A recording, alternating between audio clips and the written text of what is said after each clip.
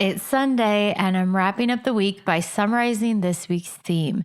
The American Dream now costs over $4 million. $4.4 million to be exact. This is based on a 2024 Investopedia report that found that there's 8 categories, and when you sum up the total of all of them, if you're quote unquote living the dream in America today, this is the total price tag.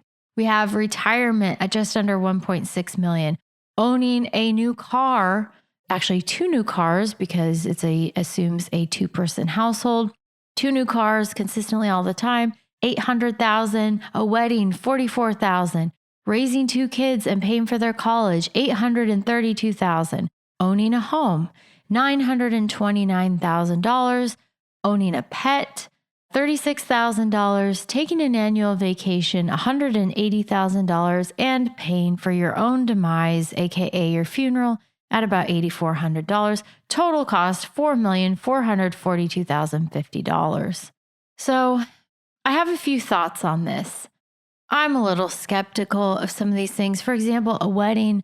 I wouldn't be caught dead spending $44,000 on a wedding that lasts one day. I would not be financing car payments consistently over 50 plus years, but I probably would want to save more than the recommended amount for retirement because I want to have that financial security, the breathing room, the ability to live in retirement. So some of these categories, the annual vacation, living the American dream as you define it, may cost a lot more. It may cost a lot less. But I think it's an interesting exercise to look at what are the parameters of what defines living the American dream. What do a lot of people, Americans, view as checking those boxes of, at least from the outside, living the American dream, buying a house, owning nice new cars, raising a couple of kids, sending them through college, saving enough for retirement. These are all things that people aspire to, and that's good. But you want to keep in mind how your priorities and what's important to you may be similar to or differ from the American dream, because then you can focus your energies on areas that matter more and focus less on areas that don't matter.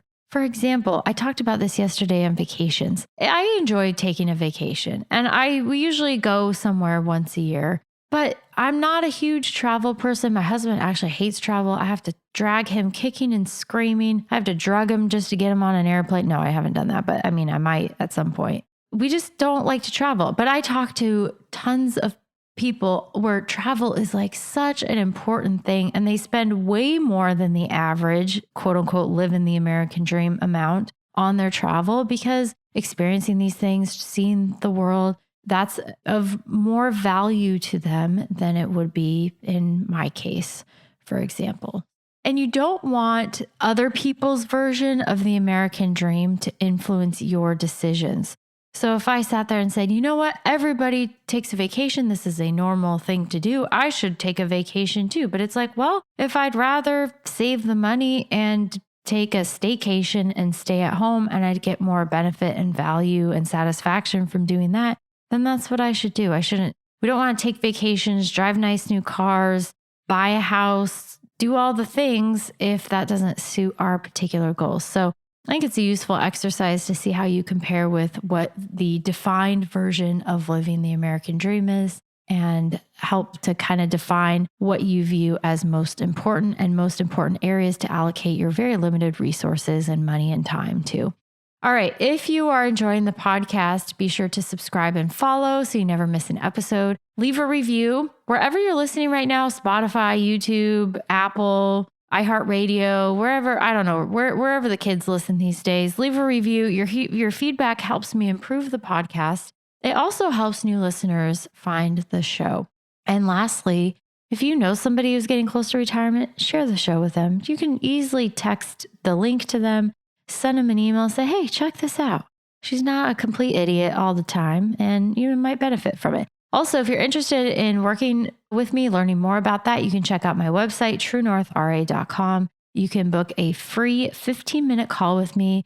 Click in the link in the upper right-hand corner of the homepage. I absolutely love talking to listeners. I'm happy to chat with you anytime. about anything on your mind regarding retirement, no strings attached. All right, tomorrow I'm starting a brand new theme, but it's TBD at this point. I'm debating a couple different topics, not sure what I'm going to do. I'm still deciding. So I'll figure that out. You'll see. It'll be a surprise. All right, I hope you have a blessed Sunday. My name is Ashley Michike, and this is the Retirement Quick Tips Podcast.